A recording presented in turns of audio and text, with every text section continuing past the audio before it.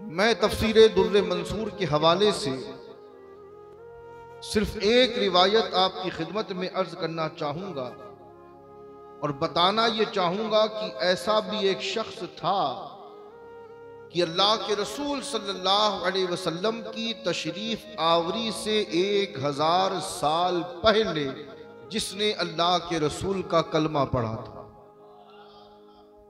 Yemen का एक बादशाह था जिसका नाम था तबा अल हुमैरी। वो एक मर्तबा अपने भारी लश्कर को लेकर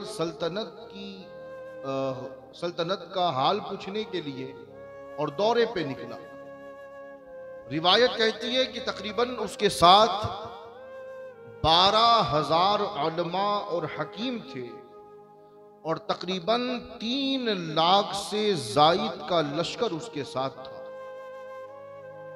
और जिस शहर से भी उस बादशाह का गुजर होता, लोग उस लश्कर को देखने के लिए और उसकी शान और शौकत को देखने के लिए घर के बाहर निकल आते।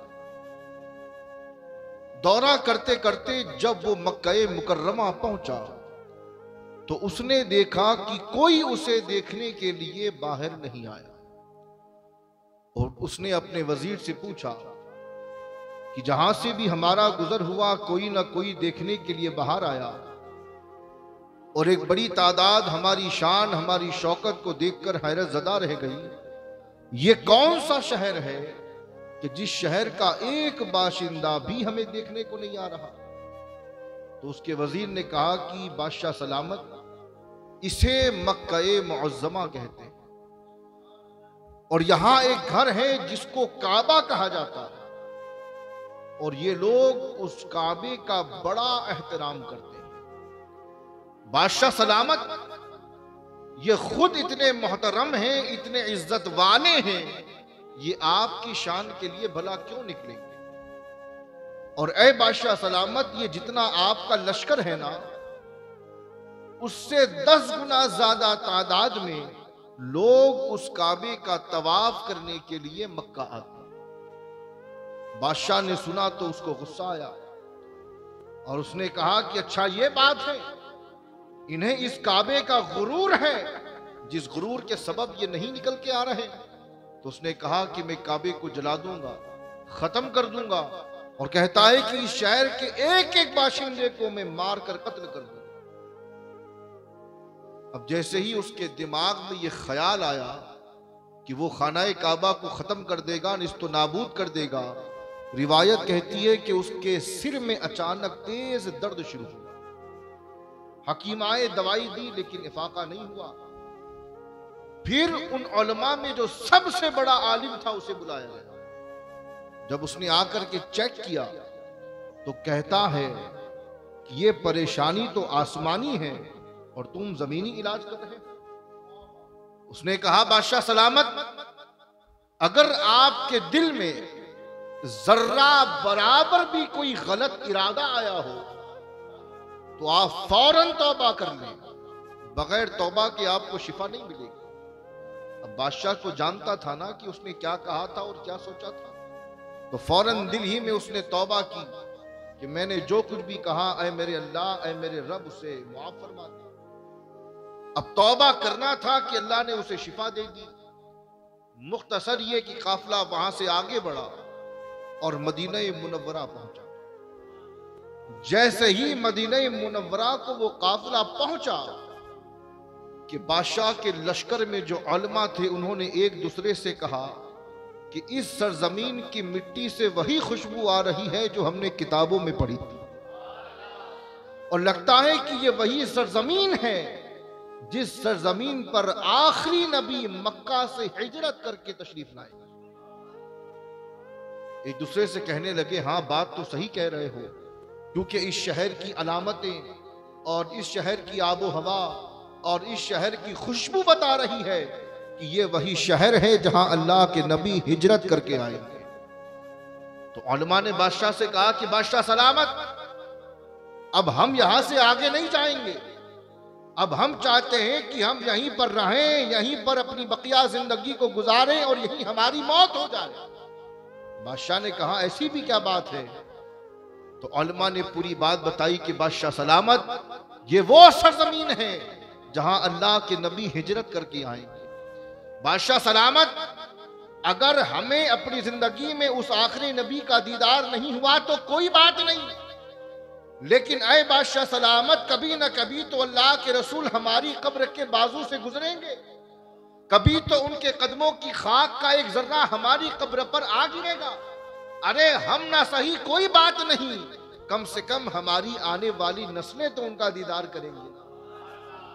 बादशाह ने जब अल्लाह के रसूल की शान को सुना तो उसने कहा कि ठीक है, मैं तुम्हारे लिए यहीं पर घर बना देता हूं। अल-मुख्तसर रिवायत कहती है कि बादशाह ने उन उलमाए किराम के लिए 400 मकानात बनाए और कहा कि तुम यहीं पर रहना और बाकी की जिंदगी भी यहीं गुजारना, यहीं पर तुम्हारी मौत होगी। बादशाह ने मकान भी बना करके दिए और बाकी जिंदगी गुजारने के लिए रुपया पैसा भी दिया। और उसके बाद उस बादशाह ने एक खत तहरीर फरमाया और खत उसने लिखा हुजूर के नाम। और खत लिखने के बाद उन आलिमों में जो सबसे बड़ा आलिम था उसे दिया और कहा कि ये खत अपने पास रखना, अगर नबी से तुम्हारी मुलाकात हो तो दे देना और बताना कि यमन का एक बादशाह था जो आपका गुलाम है, नाम उसका तबा अल हुमैरी है, ये खत उसने आपको दिया।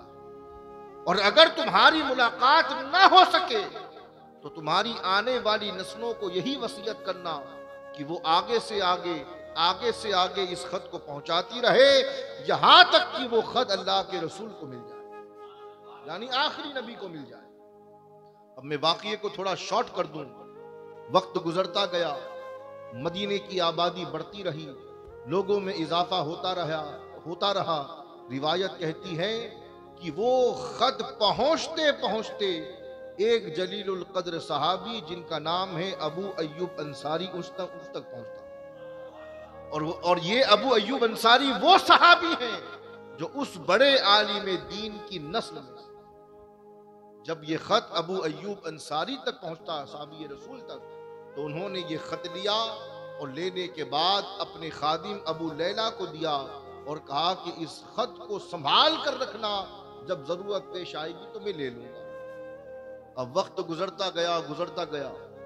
अल्लाह के रसूल सल्लल्लाहु अलैहि वसल्लम मक्का से हिजरत करके मदीना आए और आप सवार थे अपनी ऊँटनी पर।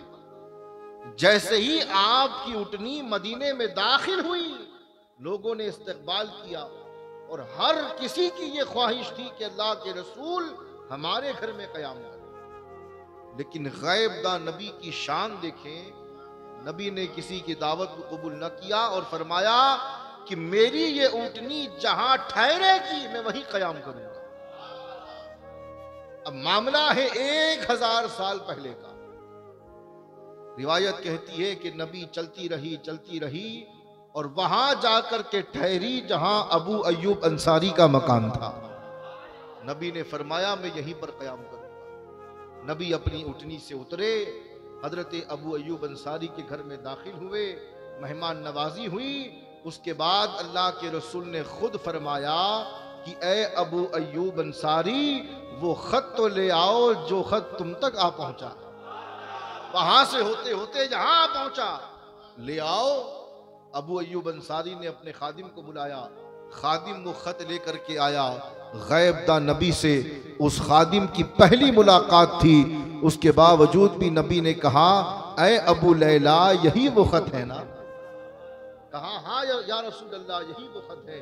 अल्लाह के रसूल ने उस खत को पढ़ा खोल कर। 1000 साल पहले यमन के बादशाह ने खत लिखा था। अल्लाह के रसूल ने खोला और पढ़ना शुरू किया।